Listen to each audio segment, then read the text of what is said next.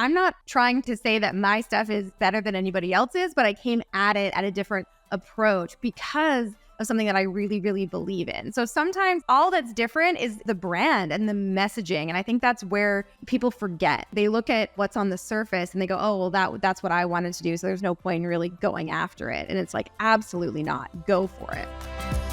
I'm Amy Porterfield, ex-corporate girl turned CEO of a multi-seven-figure business. But it wasn't all that long ago that I lacked the confidence, the budget, and the time to focus on growing my small but mighty business.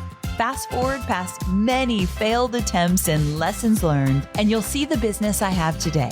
One that changes lives and gives me more freedom than I ever thought possible. One that used to only exist as a daydream.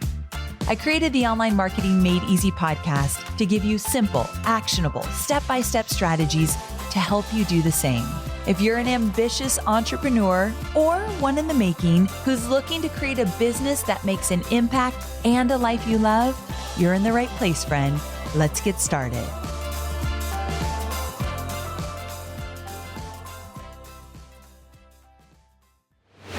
Welcome back to another episode of Online Marketing Made Easy. I can't wait for you to listen to today's guest and learn from her knowledge to further impact your business. Alex Cattoni is a speaker, marketing strategist, founder of Copy Posse, and copywriter extraordinaire. Copy Posse is an online academy dedicated to helping copywriters and entrepreneurs grow their businesses. Alex has helped over 500,000 copywriters and entrepreneurs who learned how to write their own copy, and these entrepreneurs are from around the world. And Alex uses a really fun approach to branding, marketing, and copywriting. Since launching the Copy Posse in 2020, Alex has been featured on Forbes, Mindvalley, and Founder. She is a 5-time speaker at AdWorld, was crowned 2022 Marketer of the Year by Digital Marketer, and was voted #1 most popular copywriter in 2023. She also received the Game Changer Award at the Women of Inspiration Awards in 2024. I think she's my most awarded guest I've ever had. All of that is really impressive. So to say she's a copywriting expert is actually an understatement. With that being said, I'm excited for you to hear all about Alex's insights on copywriting strategies. I'm going to have her talk a little bit about her business, how it all came about, and then she's going to give some blueprints and formulas to make your copy better, because I know most of you listening are writing your own copy. And also at the very end, I ask her, do you think somebody who is new in business or starting to build their business in the first few years should write their own copy, or do you think it's a good idea for them to hire a copywriter to take it off their plate? You have to wait till the end to hear her answer. All right, my friends, let's dive in. Hey there, Alex. Welcome to the show. Hi, Amy. I'm so happy to be here. I've been looking forward to this because you have so much great insight to share around copywriting and marketing in general. But before we get to the details, can you share a little bit about your entrepreneurial journey, like these last couple of years of building Copy Posse? Yeah, absolutely. So as you said, the Copy Posse sort of started back in 2020. So it's a fairly recent business, but I have been an entrepreneur since 2011. So like you, I worked at a very cushy job in marketing. I was the creative director at a company called Mindvalley. It was basically my first job out of university. I narrowly escaped going to law school, which was like the vision I had my whole life. And then I thought, I'm just going to travel. I'm going to look for a job that is overseas, found this company called Mindvalley, and like drank the Kool-Aid of online marketing and personal development and all of that kind of all wrapped into one. But when it came to quitting my job at Mindvalley, honestly, I sort of felt forced into it because I was experiencing pretty serious health issues. I was celiac, but didn't know it at the time, and living in a country where they don't even know what gluten is. I was essentially poisoning myself and really, really struggling. But I was 25 years old, the creative director of this company, felt like I had made it. I mean, I had like like a 9-to-5, but it was like the cushiest, most awesome 9-to-5.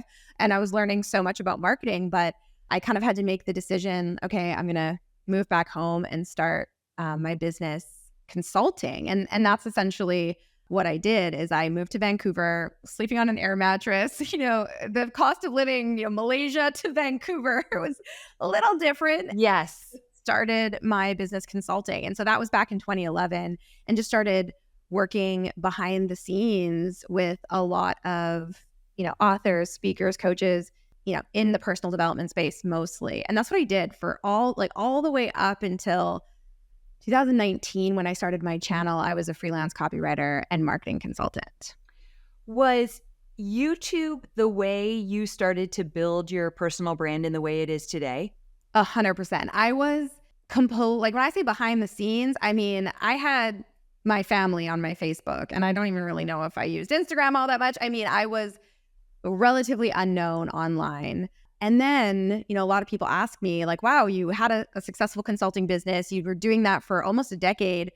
What made you start your YouTube channel? And for me, to be honest, I had reached this point in my consulting business where I was starting to get a little bit jaded by the whole marketing world. Like, I loved my clients and I knew that they were really serving people and helping people, but I was also seeing this like whole other situation happening online where people were doing things that I just didn't agree with. And I remember one time I went to a party and a guy asked me like, well, what do you do? I told him I was a copywriter. And he was like, oh, you're the one that writes all those spam emails that I get in my inbox. And I was so offended. I was like, oh, what? And I can't blame him. I mean, I feel like when it really came to the public perception of what copywriting and marketing is, it really kind of got a bit of a bad rap. And I took it personally because I've always believed that marketing and copywriting could be done to start movements and inspire people to take action and truly change their lives, because that is what I had been doing behind the scenes, but no one was really talking about it. And if you went on YouTube, you would see a lot of mostly men talking about, how you can make a bazillion gajillion dollars, typing a couple of emails from your basement. I'm like, okay, there's a little bit more to it than that. And so I thought, okay, either I'm just going to quit marketing altogether and do something totally different, because I really was starting to kind of lose my love for the craft, or I'm just going to start a YouTube channel and say what I got to say. And so in 2019, that's what I did. I started my YouTube channel with no real strategy in mind, other than I thought I would maybe get more clients, because that was my revenue model at the time. Like, I'm going to attract bigger name clients to do copywriting for them. Little did I know that would change everything and that I would end up creating the Copy Posse and doing what I'm doing now. Okay, so you started this YouTube channel, and then a year later, you started Copy Posse, right? 11 months later, yeah. So tell me this. Tell everyone, what is Copy Posse, and then why do you think it's unique from, let's say, other copywriters?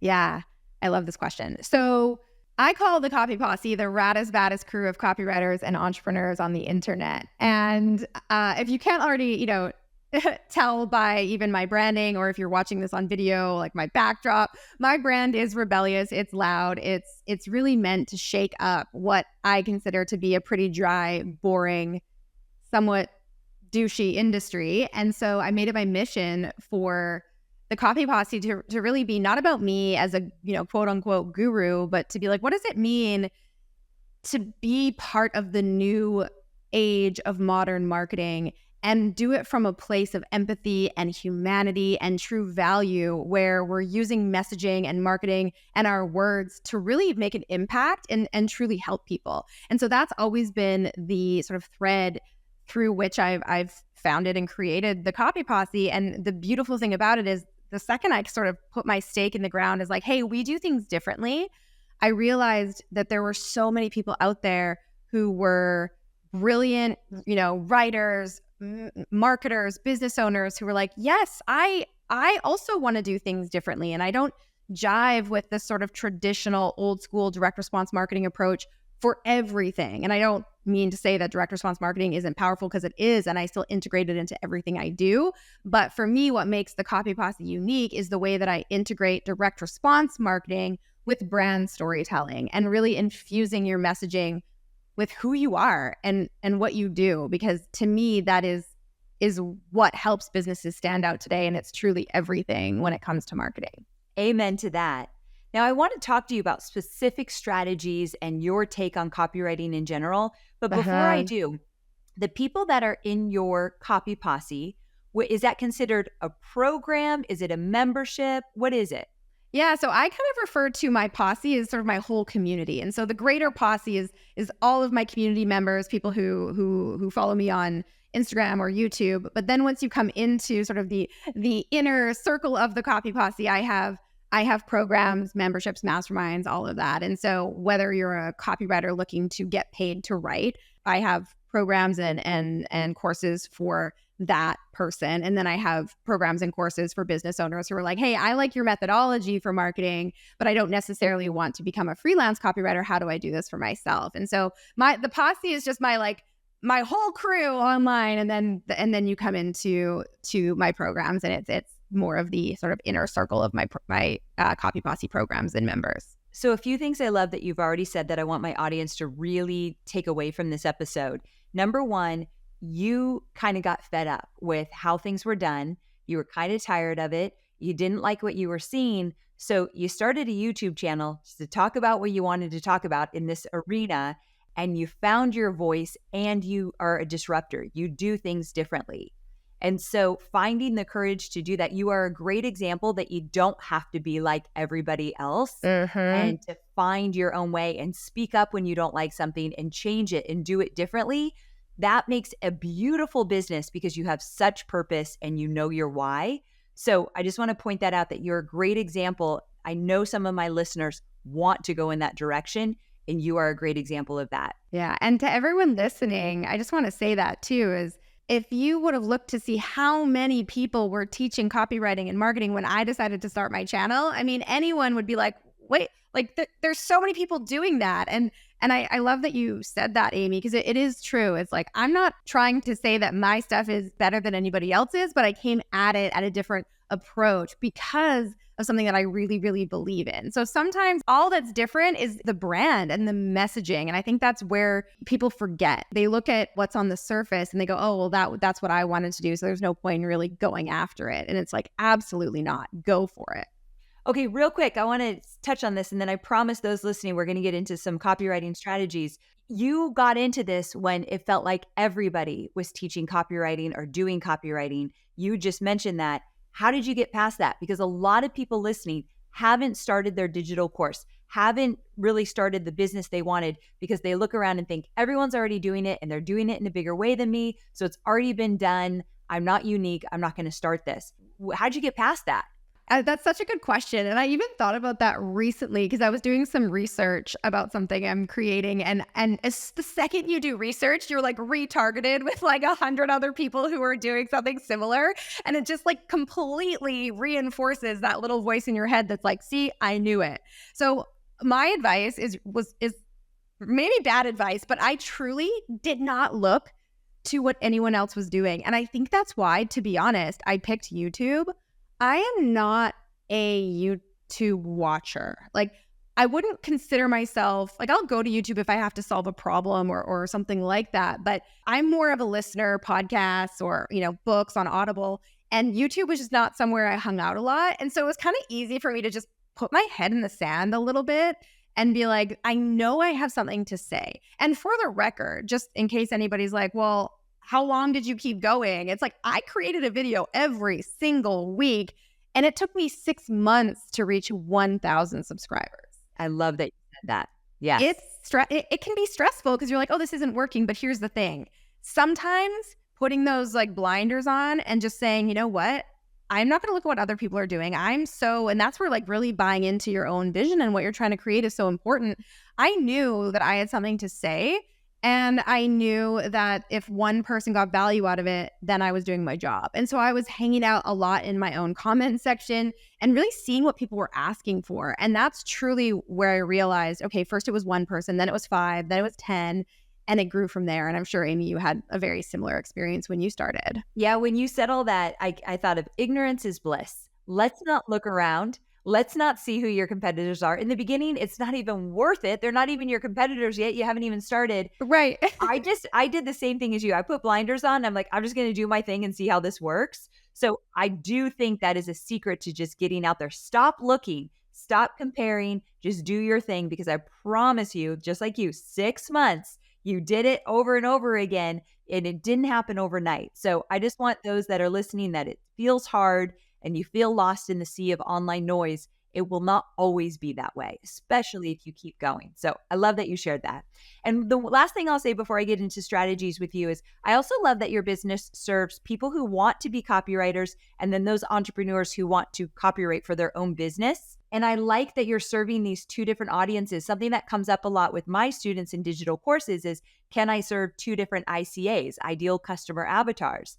Absolutely, you can.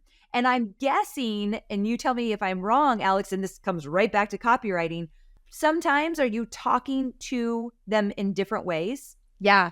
So this has been, I love that you called this out, because it's been something I've been really strategic about, because initially my channel really took off serving those people who wanted to get paid to write. But then as I started building more authority in the industry and my channel started to grow and I started connecting with new partners and all of that, I realized, oh wait, it's no longer, 100% freelance copywriters. It's now 80% and 60%. And my audience of business owners is really growing. And to be honest, that's the audience that I always wanted to serve it in the beginning, because that's what I did for almost a decade before I started my channel. And so, I don't think it necessarily, there's no right way to go about it, other than if you have content that can serve two different ICAs, go for it. Just make sure you're being really strategic. And so we do segmentation with our list. We make sure that business owners on our list, if they get copywriter specific content, they have the ability to say, oh, I'm actually not a copywriter. I don't want this kind of content. And so we really try to customize the experience. Is it more work? Yes. But to me, because what I'm teaching is so applicable to both, we just put tools and mechanisms in place to allow us to be able to target and be more personalized with our messaging as well. I love that. Okay, so let's talk copywriting strategies, because so many people listening, they will be doing their own copywriting for now. I know many of them would love to hire copywriters. And just to give a plug for Copy Posse, could they go over there and find copywriters that they can hire? Absolutely. So I train and have trained thousands of copywriters. We have a job board. It's free to post. For me, I am just so happy to be able to help amazing business owners find incredible writing talent. And so that's definitely an option. Yeah. Okay, good. So for those of you listening that you're like, I need a copywriter, this might be a great place to go. And I'll give you all the links at the end. But for a lot of people listening, they're not ready to hire a copywriter. They don't have the funds, or they don't really have their messaging down to even communicate it to someone yet. So it's a lot of trial and error. So my first question is, how do you first approach copywriting? Like, obviously keeping your audience in mind. What is the first things you're thinking about? Yeah, it's a great question. And I'm so glad you said that, because I want to highlight the idea between messaging and marketing. Because when you think about copywriting, a lot of people will go to sort of the formulaic process or formulas or templates or ChatGPT and think, okay, so that's it. That's all I need. The problem with that is that's just mechanisms. That's just kind of the sprinkle on top. What you really need to get clear on is your messaging. Because what I always say is, if you can make someone feel something first and then get them to take action through some of these proven direct response marketing principles, that is a winning strategy to grow your business. But a lot of people focus on the latter first. And so when I am approaching really anything that I'm creating, I always ask myself, who is this for? What do they want? And then I ask, what do they really want? And it seems a bit redundant, but I'll give you an example of why this is really important. If you ask someone, like I'll ask someone in my community, what do you want? What do they always say? More time, more money, more freedom. I mean, that's what we all want. Like, give me all of those things, please. But when you ask them why, if I ask a mom of 3 who lives in Honduras, who is wanting to grow her business through copywriting, and I ask her what she wants, and she says freedom. And I go, okay, well, like, what do you really want? Why is freedom important to you? Well, I want to be able to be there when my kids grow up. I don't want to have to go into an office and miss their first steps or their first words. Or I want to make my family proud. Or I want to do something that lights me up inside when I wake up in the morning. And all of these, deeper meanings behind the easy answers of freedom, time, money, whatever it is that your audience wants. And so as a first step, really trying to get clear on that. And even asking your audience, like, what do you want? And then what do you really want? And it's an easier conversation to have in person. So I love interviewing and doing case studies where I ask people that, because freedom is a word that we all buy into. But when you go a little bit deeper and figure out really what is the meaning behind that word for you, that's when the magic comes out. And so, this is the thing I always say too. People tend to think copywriters just kind of have these magic words that nobody else has, and that we just pull them out of our brain and we're going to magically hypnotize someone to take out their credit card and like give us money. And if it was that easy, I would be so rich. But really what it comes down to is the 80%, which is getting clear on who your audience is, what they want, what they really want, and then crafting them an offer that gives them that. Then, to be honest, like, the marketing part becomes easy, because then you're just matching A to B. And I think that is so overlooked, because we tend to look at what everybody else is doing and think, well, that funnel must just be the secret to the success. And it's never that. So what do they want, and getting clear on that? Okay, so tell me this. What do you think entrepreneurs get wrong when it comes to copy and trying to connect with their audience? What are we doing wrong when we're writing our own copy? To be honest, I think it's kind of a continuation of what I was saying earlier. It's like, oh, I reverse engineered Amy's funnel or Russell's funnel, or I hear that all the time. Or I did a quiz because someone told me that I need to do a quiz, because that apparently is the secret.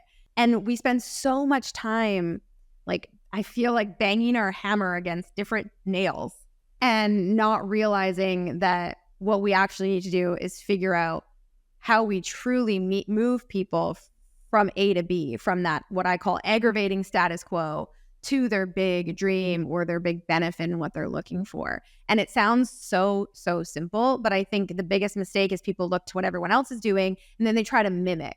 And they try to match, because again, they think that copywriting are these magic words, when in reality, it's so much about the problem that you are solving. And I know this is all what you teach as well, Amy, and I can't drive it home enough. And so, like, there's so many mechanisms and formulas you can put in place. I know we're going to talk about a couple of those here, but I think getting clear on that A to B. And so a question I always ask is, what's your A to B? Every time a business owner or a copywriter is creating an offer, I'm like, okay, what's the A to B? And if you can't describe it like dead simple, it's going to be really hard to write anything impactful about it.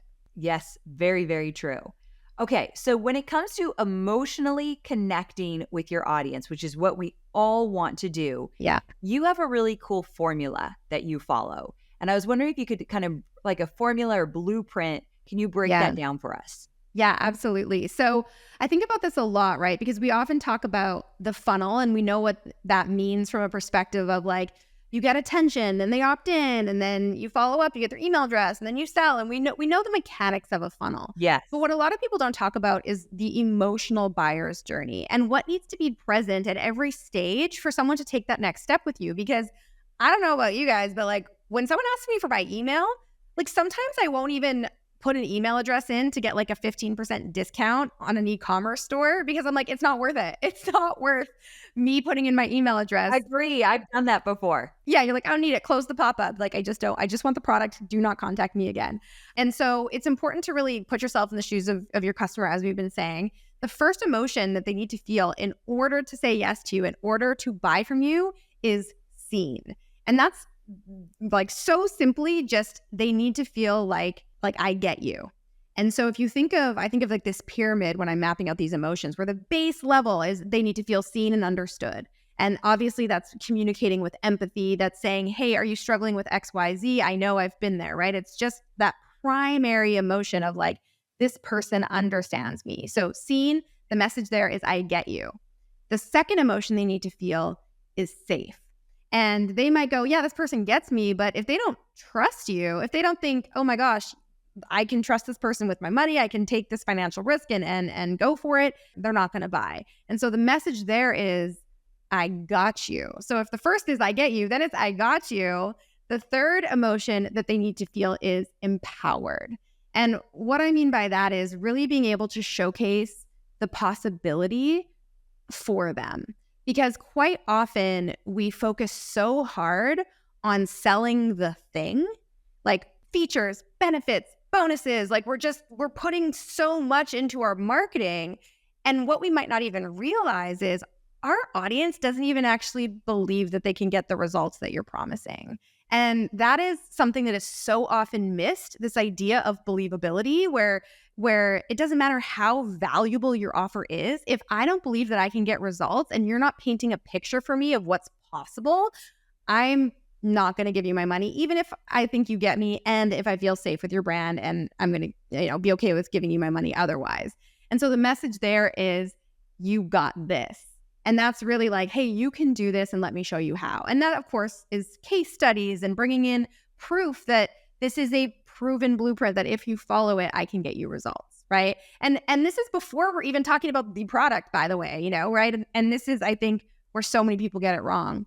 And then the fourth emotion they need to feel is excited. And what I love about that is this, oh my gosh, I believe that I can do this, and I really think I can, and I'm buying into these results that you're promising. And so the message there is, you can do this.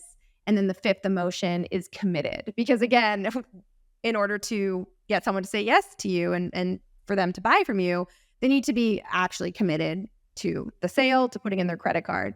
And so that's really the tip of the spear of like, here's why you need to do this now, right? So you can do this, and here's why now is the time for you to do this. Because again, we can go, absolutely, I want that, but we all know that we're creatures who tend to delay and procrastinate every chance we get. And so really being able to kind of make them feel like committed, now is when I need this and I'm going to take action. Okay, so you're saying like the 5 core emotions that your audience needs to feel before they buy from you is, first, that you get them. Yep. Feel seen. That you got them. Safe. Yeah. And then that they've got this. You got this. Yeah, exactly. That's empowered. Then I'm going to need help with the last 2. Yeah. Excited, which is you can do this, and they're really buying in to the results that they're aiming to achieve. And then committed, now is the time. So like, I'm committed to doing this now. Yes. Okay. That's fantastic. I love a good blueprint, as you know, so that I can get behind that. And I want you all to remember that. We need to put that in the show notes, because I want you to remember this the next time you're writing something. It makes perfect sense to me. Right from the get-go. And again, these are 5 emotions before they're ever ready to buy from you. So I love that. A lot of people tend to start with, and you'll feel this, right? As a consumer, you'll get an email from someone, and it's just a lot of hype and like exclamation marks and all caps. And you're like, they're trying to make me feel excited about this, but they're not. And it's because you haven't touched on the 3 more foundational emotions first. And so I think that's where people are like, I don't understand. Like, I have this great offer, and it should be really exciting to people, but there's something you're missing if people aren't responding to it. Yes, for sure. Okay, so that's a great blueprint, but you've got more. I got blueprints on blueprints. Yes, I love it. So I read about the wheel of persuasion when it comes to showing your audience you are the right fit. So can you walk us through how those strategic steps tie into emotionally connecting with your buyers? Yeah. So the emotional framework is very high level, right? It's meant to sort of be a guide. But whenever I sit down to write copy or a video script, or really anything that's taking people from let's say a problem aware state where they realize that they have a problem and they're seeking a solution, but they don't really quite know what solution is the right one for them, which is like a lot of buyers online, right? And a lot of your audience. A huge mistake that a lot of people make is, again, they focus just right on the product, right? So they immediately go, well, here's the product that can answer all of your problems. And the analogy I like to share with that is, it's sort of like somebody standing on the edge of this like raging river. And this river could be like self-doubt and all of their problems and everything in their head that's telling them they can't do this, and like, this is scary, or I'm taking a risk, what's going on? And all you do is hand them a paddle. And you're like, here you go, like, go across the river. And they're like, who are you? Where did this paddle come from? Like, great, thank you. This is helpful, but there's no way I'm taking action here. And so that's sort of the starting with this product, like starting with the product approach to marketing. Whereas if you reverse and actually think about the 5 Ps that come before that, it really guides people through this emotional buyer's journey in a really powerful way. So I'll walk you through it right now. Okay. The very first thing, and I love this because it's such a continuation of everything that we've been talking about. The first P that you want to address is the problem. So again, okay, you're standing on the edge of this raging river of self-doubt. What is your audience? What is their number one problem? And I can give an example as I talk through these because I find it a little bit more helpful to kind of grasp what I'm talking about. So let's say your audience's number one problem is back pain. That's why they find you, right? Because you have some sort of back pain solution. That's the problem. First P, important to identify that. However, you're not going to say, oh, you have back pain, buy my stuff, right? There's a lot missing in that messaging. The second P is pain.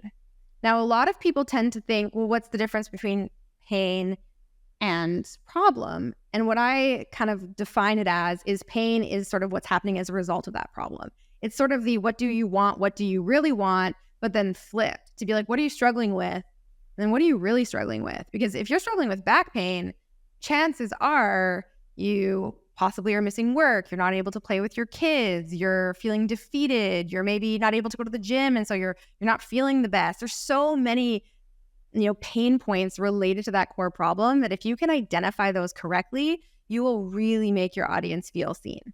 Like they'll go, okay, they really get it. They're not just some other back pain solution. They really understand how this is affecting me. And then the third P is the prescription.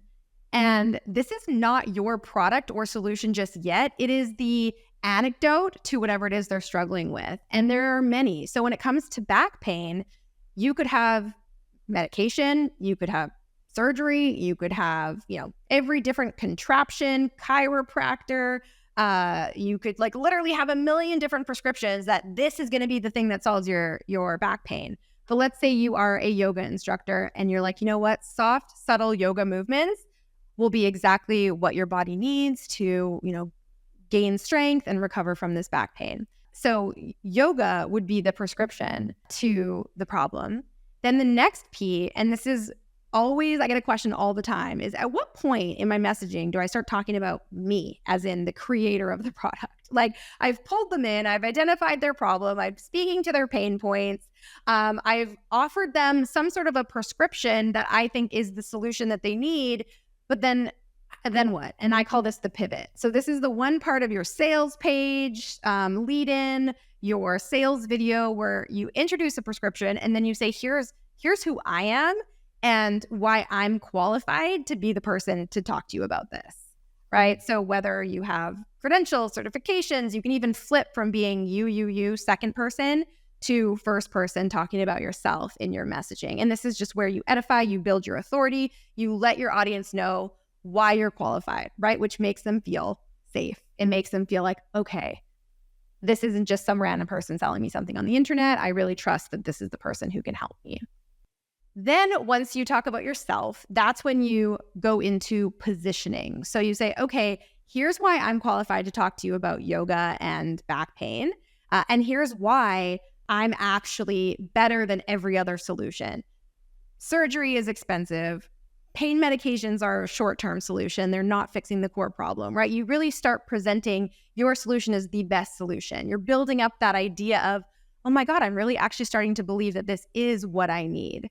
And mind you, you haven't even mentioned your product yet. Like let's say it's like an 8-week yoga stretching program at home. You haven't even mentioned your product yet. What you're doing is you're moving that wheel of persuasion to bring them closer to actually believing in the product you have before you even sell the product. So you go positioning, and then once they go, oh my gosh, yes, I totally am bought into this idea and believe that yoga is the solution for me, that you then introduce your product. And that just becomes so much more of a seamless kind of roll into introducing so-and-so's 8-week, yoga for back pain program that is going to help you get over your back pain, become more mobile and active, feel better in your body in just, 5 simple steps or whatever. And that is when you introduce your product after the first 5 Ps. Okay. So, I like a good review. Can you go through the Ps one more time? You got it. So you got your problem, Problem. identifying the core problem. You got your pain. So really what's happening as a result of that core problem. So identifying the pain points, introducing the prescription, the solution for them, pivoting and talking about yourself and why you're qualified to be the one to offer that. Then you go into positioning, which is not only why you are the best person for them, but why your solution is the best amongst all the alternatives. And then the product is the final one. I love that the product is the final one. I think the theme of this episode is just, you've got to build up to selling. You got to build up to putting your offer out there and knowing who your audience is first. And I love the whole, I get you, I got you, all that. I think it's so important to understand them first before we sell anything. And your model is so powerful.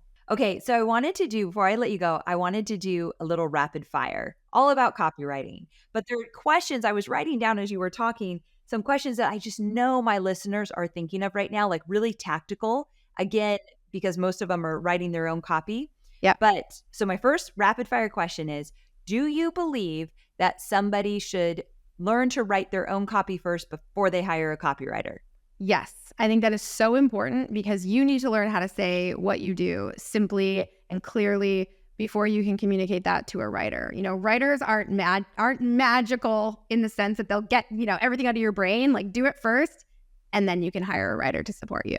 I was so hoping you'd say that. I actually didn't know what your answer would be, but that's exactly what I did. And if I had to sit down and write copy today, I wouldn't be as good as I was back then because I used to do it all the time in the beginning till I could afford a copywriter. I'm a little probably rusty now, but I'm so glad I learned that. I'm so glad I pushed myself. Like, there's a few things that I think you absolutely should do first in your business, and copywriting is one of them. I agree. So yeah. I love that. But I have a full-time copywriter on staff now. Shout out to Emery, one of my most favorite people in the world. But I worked up to that. So I love that you said that. Totally. Okay. So how do you find the copywriter that's right for you? Like, what are a few things that you need to look for? So for me, I'll always look at personality and voice above all else, because at the end of the day, and I think a lot of business owners have this struggle, and I'm sure many of you listening have thought this, like, I've tried to get someone to write for me and it's so hard because they're a great copywriter, but they just don't get my voice. Copywriting is a learned skill. What is harder to teach is someone who has a completely different personality than you and isn't able to sort of write in your voice. Yes, copywriters are trained to be able to emulate different brand voices, but I'm sure there's a limit to that. So for me, one of my writers I hired purely because the email she sent me applying for the job sounded like I wrote it. And I was like, you know what? She's never even worked with a client before, but she's taken my program and I'm sure she can put the formulas into place. And to me, that's everything. Yes, I agree. Okay, I love that. And then what's one last piece of advice that you'd give marketers when it comes to copywriting? I would probably say, keep it simple. The best copy and the best copywriters can say what they want to say in as few words as possible. And I am so guilty of this, trying to make things cute, trying to make things clever. I love an alliteration, but sometimes we do that almost at our own detriment. And just remember that confusion is the biggest conversion killer. So if you can't say it so simply, or if you're sacrificing clarity for cuteness, that's going to end up hurting you. So no matter what, just keep it simple, start simple. If you can communicate what you do and how you solve problems clearly, that is 80% of the battle, and it doesn't have to be complicated. So true. Do you have this is going to be a weird question because you have so many great resources and I'm going to tell people where to find you, but do you have a favorite book for copywriting? There's so many, but was there one that really affected you? Like, this is it. Yeah, I would say one of the first books that I read, and I'm sure you read it too, Amy, is Influence, Robert Cialdini. Yes. It's so old school, but I think about that all the time. And again, it's because it's the psychology. To me, I think that's why I've always loved writing. It's why I love true crime. It's why I am just obsessed with understanding people's brains and getting in there. And I think if you can understand what makes people tick, you'll understand what makes people click. And reading a book on psychology or anything like that to me is so foundational. Yes. So influence, and we'll link to it in the show notes. And I love that you like true crime because I'm obsessed with true crime, right? I am. I didn't know that, but Oh, yeah. yeah. I had to make a New Year's resolution that I would take in less of it. Me too. I'm like, I need to go on a true crime diet because if I'm listening to murder stories in my ears every day and I deal with anxiety, maybe they're related. I know. My friend said that to me too. He's like, maybe if you're anxious, you should stop listening to, and I'm like, it's not always just about murder. It's interesting storytelling. But yeah, So true. but yeah, it's understanding people. It's interesting. There you go. Exactly. We not want to know those true stories. Yes. I am so appreciative of you showing up here and delivering such great value. Copywriting is a huge part of building a business online, and it's one of the areas my students struggle with the most. So tell people where they can go to learn more about you and what you offer. Yeah, you can just check out copyposse.com or Copy Posse on Instagram. I'm always in my DM. So if anyone has any questions, I'm always happy to answer them. Wonderful. Alex, thank you so much for being here. I'm such a true fan, and I'm so glad we're true friends. So thanks again, my friend. Thanks, Amy.